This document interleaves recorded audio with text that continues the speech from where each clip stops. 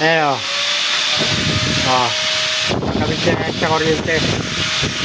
Yung aming formas ubit. Ayan guys o. Oh. Oh, yan. Umakyat pa o. Oh, ayan o. Ayan na. Kakapitan niya na ng junk shop. Junk shop box. Junk shop box pala.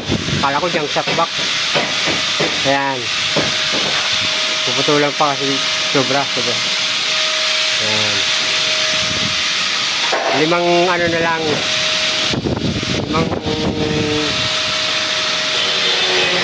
junction box ang itatanim namin. Saan yan? Sa tawag dito? Sa Swiss yan, sa Swiss. So, puro Swiss ko lang yan, oh. Yan. Yan. Patay mo na.